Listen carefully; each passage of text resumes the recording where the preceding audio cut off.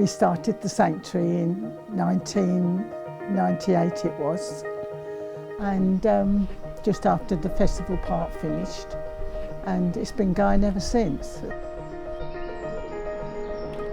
I'm Patricia Webb, I'm Malcolm's partner, and we just wanted somewhere for the birds to go, and we started off I think with about 8 that we had in the garden, and then it snowballed from there. But Malcolm never knew how to say no, so at one time we had 80 odd birds here, and but now we've got I think between 50 and 60 now.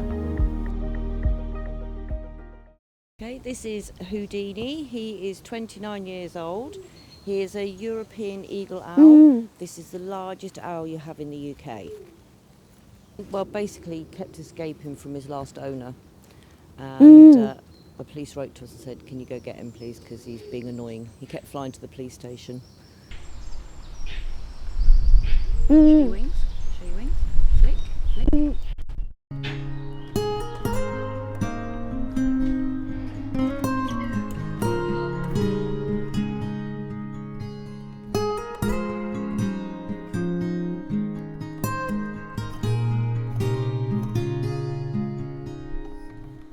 Many years ago, it must have been about 50 years ago, 60 years ago, his daughter went to live in London, and when he went down to visit, he went to a lecture somewhere, and it was on about birds of prey, and they were trying to look to rehome a couple of birds, and Malcolm, I can do that, which he did, and he brought them back to Wales, and it just stemmed from there.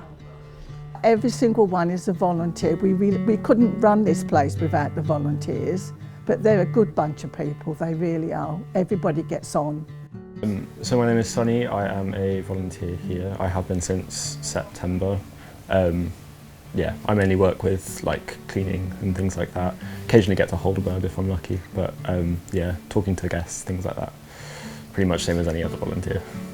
I think there's a lot of sort of debate about zoos and sanctuaries and things like that and the ethics of it, but I think if places like this didn't exist, then our knowledge of animals and our ability to know how to care for them both in captivity and in the wild would just not be what it is. And I think places like this, like all of the birds that you can see on display here, can't be released for various reasons, and so, you know, by having them here we're saving a life essentially, and that's the most foundational level of conservation in my opinion, and I think that's why places like this are really, really important.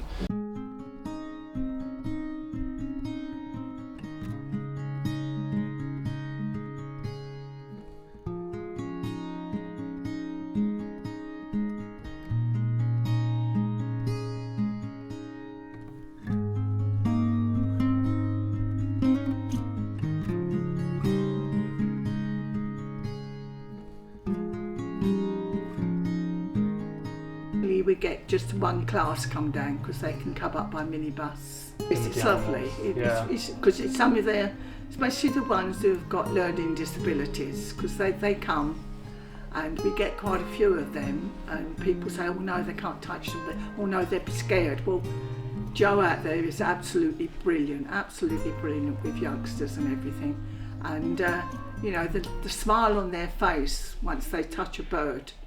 And if they're in a big wheelchair or something, you go over to them and put the bird as close to them as you can, and their face just beams. So are you self-funded here? Yeah, absolutely self-funding. You know, we rely on donations from the public, and we go out to schools.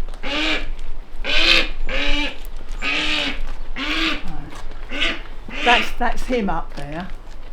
That's Smokey Joe. And I think the reason why I like these two better is because they're named after my parents.